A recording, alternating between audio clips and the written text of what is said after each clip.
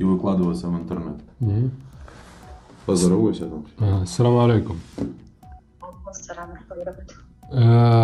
ابن حضرتك دلوقتي في السجن في اوكرانيا، هو المفروض انه راح يحارب واتمسك كاروتشي في الاسر. هو في الاسر دلوقتي المفروض يعني. دلوقتي احنا عشان يكلم حضرتك في المفروض هيعمل حوار على اليوتيوب. فهو اللي بيعمل الحوار دلوقتي، الراجل اللي بيعمل الحوار بيقول عايز موافقة حضرتك ان انت ممكن تطلعي معانا على اليوتيوب انت وابنك لما يجي يكلمك دلوقتي. عايز الموافقة بتاعتك، موافقة شفهية يعني انت لو اتكلم على اليوتيوب هيتم الرجوع ليه؟ هيرجع يعني ولا ايه؟ مش فاهمة انا برضه. مش هيرجع، بس هيبقى في فرصة ان هو يكلم حضرتك الوقت ده. هيرجع، مش هيرجع دلوقتي، خلال فترة مثلا او بعد كده مثلا ممكن يغيروا مع الروس او حاجة. انما دلوقتي هو مش هيرجع دلوقتي، لسه في فترة، لازم يقعد فترة قبل ما الموضوع ده. بس هو لو حضرتك وافقت دلوقتي هيبقى في فرصة ان انت هيكلمك مثلا كل اسبوع، يبعت لك رسالة صوتية، هيبقى في بينك وبينه اتصال لو حضرتك وافقت ان الفيديو ده يتذاع. طب اليوتيوب يا فندم اللي هيشوفه في مصر وفي كل حتة ولا عند حضرتكم بس عشان افهم؟ شو ناس انا ما قريت بيعرفش. انا قريت لو سمحت بس اترجم له. طب اتفضل. انا говорит сейчас если будем на YouTube, они все будут смотреть, которые в Украине, в Египте, везде будут смотреть. Да, بقول لك ايوه. لو حضرتك موافقة قولي موافقة، لو مش موافقة قولي برضه. طب انت يا فندم شايف ان هيبقى في خطر عليه ولا ايه؟ عايزة افهم انا برضه. هو انا عن نفسي زي وانا مش انا بس عشان بترجم، عشان انا بعرف اتكلم روسي. هو مش هيبقى في خطر، بس ده هيساعده ان هو يكلم حضرتك مثلا كل اسبوع مرة، مثلا يكلمك رسالة صوتية وبتاع الكلام ده. بس مفيش لا اكتر ولا اقل. Что ты говоришь? Она говорит, что если сейчас мы будем, например, в интервью сделаем и будем на YouTube, это ему помогает немножко. Я говорю, просто он будет каждую неделю, он может с вами как связаться, как бы через это. Это доказательство того, что он живой, видео это. والفيديو ده برضه بيساعد ان في روسيا يعرفوا ان هو عايش، عشان هو في روسيا ما يعرفوش ان هو عايش ولا مش عايش ولا ايه. فهو من خلال الفيديو دوت يعرفوا ان هو عايش، وبعد كده ممكن لما الحرب تخلص ان شاء الله قريب. انا برضه она согласна или нет? حضرتك موافق ولا مش موافق؟ Нету времени. طب انت شايف ايه حضرتك؟ انا والله ما فاهمة حاجة. أنا можно сейчас скажу его? Можно فهم. يا ماما Подожди, что она говорит? Она говорит, они не понимают, еще раз ее объяснить надо. Ей нужно, она должна дать согласие, чтобы я записал ее. Все. Если она согласна, то она будет говорить с сыном. Если она не согласна, она с ним разговаривает. هو بيقول لي لو ما حضرتك موافقة هتتكلمي معاه، لو حضرتك مش موافقة هو مش هتقدر تتكلمي معاه، فالخيار ليكي. لا انا عايزة اطمن عليه طبعا يا فندم. أنا согласен. Согласна, да? Точно. Расскажи правила, что общаемся короткими фразами. Он говорит, ты переводишь. Она говорит, ты переводишь. حضرتك دلوقتي هتكلميه، كل ما تقولي حاجة هوقف حضرتك عشان أترجم ليه الراجل اللي معانا، وهو لما يتكلم هوقفه برضه عشان أترجم. تمام؟ ماشي. يا أخبارك يا ماما عاملة إيه؟ الحمد لله يا ماما، اخبارك انت ايه؟ الحمد لله كله تمام. بقول لك الحمد لله أنا عايش. أنا دلوقتي زي رهينة. Подожди. Тебе нельзя говорить, где ты находишься, и тебе нельзя говорить, с кем ты находишься. Понял? ما تقولش انت موجود فين بالظبط، ايه موجود مع مين. موجود في الأسر وخلاص. أنا دلوقتي رهينة. ادعيلي إن شاء الله يعني تخلص الحرب دي على خير، أو ممكن يبدلوني، مش عارف إمتى. Все, подожди. Он говорит, сейчас он, короче, попал в плену, и он попросит его молитва, что она молилась на мой, что он, все будет хорошо, что она, например, как будет ему обменять. Дальше. Да. ما تقلقيش علي، المهم وانا كويس الحمد لله، وكل ما نلاقي فرصة هنكلمك يعني.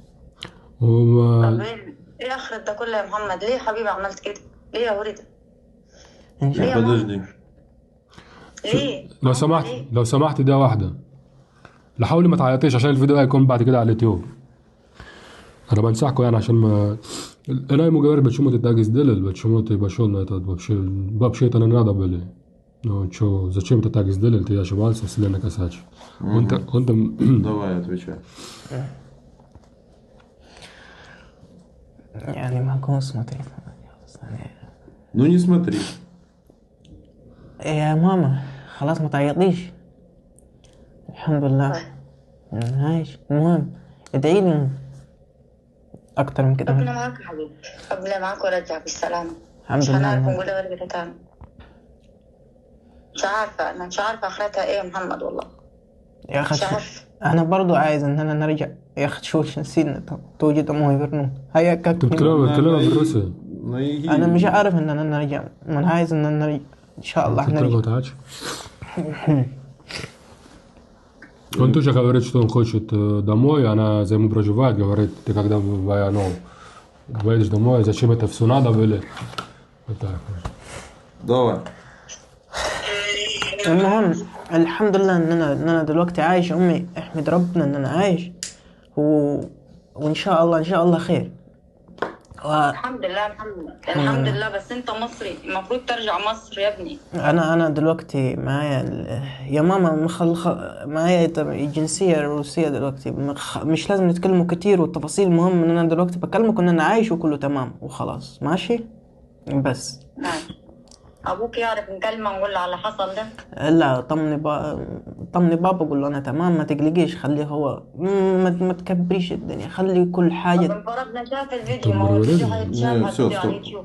Переводите. сейчас подожди.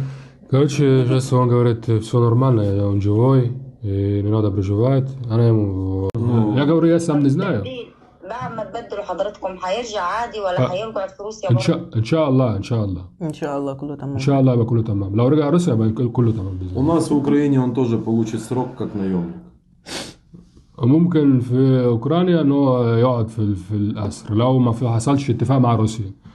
بس أنا أتوقع إن يحصل اتفاق إن شاء الله. أنا عن نفسي مستني يعني. ما مش مختلف عنه في حاجة يعني. أنا بس بترجم. تمام تمام. ان شاء الله الحرب تخلص يا امي. نعم ان شاء الله الحرب تخلص يا امي. قول يا رب يا محمد، قول يا رب بجد والله. انا قول يا رب، ربنا معاك. حاول ما تعيطيش. حاول ما تعيطيش يا امي. Чё? Не плачь. Говоришь, что она плакать хочет. Не плачь, не надо. Так, что, давайте, заканчивайте, что там. خلص بقى مع بقول خلص. Что он живой, здоровый, помощь оказывает медицинскую. ولا ان انت عايش وكويس وان انت كل حاجات ليك تمام وبياكلوك وبيشربوك بس في اكل وشرب وكله تمام الحمد لله. شو بس ربنا معاك حبيبي. ماشي يا حبيبي. ربنا معاك. ترجع بالسلامة ان شاء الله. Видео выйдет на следующей неделе на YouTube-канале Апостол Дмитрий. الفيديو دوت هيكون على قناة اسمها أبوستل ديمتري خلال أسبوع. خلال أسبوع الفيديو ده هيكون على قناة هو.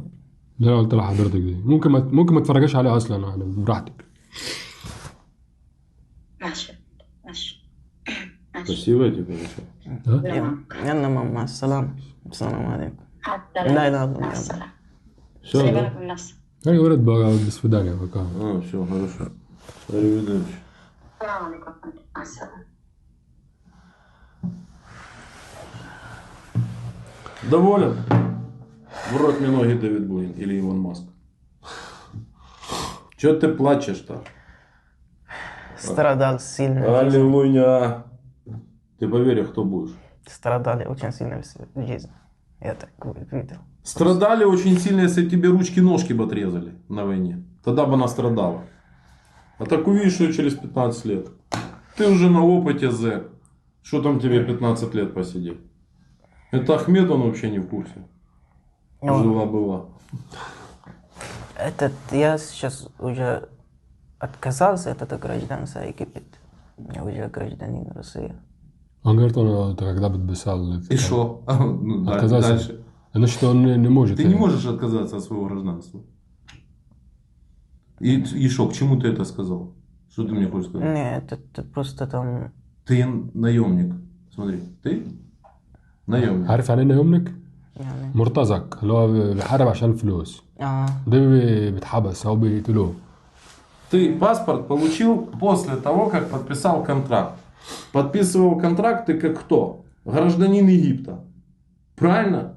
لما انت كتبت العقد كنت كاتبه على اساس ان انت مواطن مصري صح؟ Да? Да. Соответственно, для меня ты кто? Гражданин Египта, который пришел убивать нас. Переведи ему. هو بالنسبة له انت مواطن مصري جاي يقتل في الأوكرانيين. Соответственно, у нас ты преступник, военный, и будешь сидеть в тюрьме. В Египте ты являешься наемником, у вас запрещено гражданским воевать, быть наемником в другой стране. В Египте ты преступник. في مصر ممنوع ان واحد مصري يروح يعرف في دولة تانية عشان خاطر الفلوس. Окей, understand? فلما تروح مصر هيحبسوك. بقول لك كده. Ну ты тоже типа, на самом деле. Ну так я немножко другое. Что? В Египет, тоже в Украине буду сидеть там на много лет. Да. Плохо? Зато живой. Не надо было на наркотики торговать. Мы всегда говорим, наша команда против торговли, вообще против наркотиковой торговли. Вас всех посадят, а ты не воруй.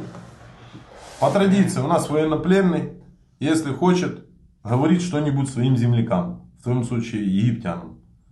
Надо идти на войну в Украину или не надо? Если не надо, то что? Если надо, то что? Переводить? Я думаю, он понял. انت не понял. Не переводи.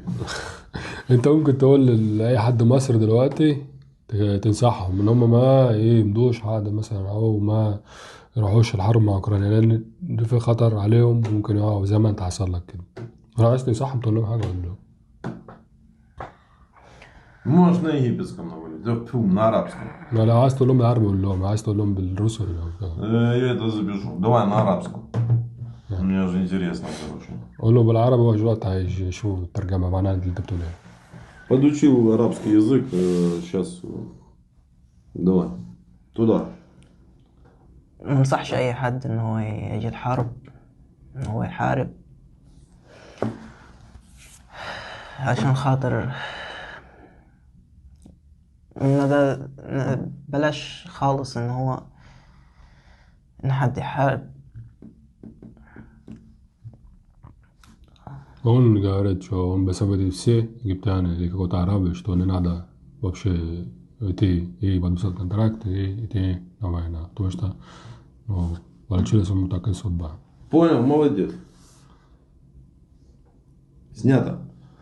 Так, вам лайк, подписка, короче. Ну, проверить подписку, поставить лайк, написать комментарий. Вы все знаете, вы все знаете. Вот такая вот у нас история. Мухаммед, да? Мухаммед.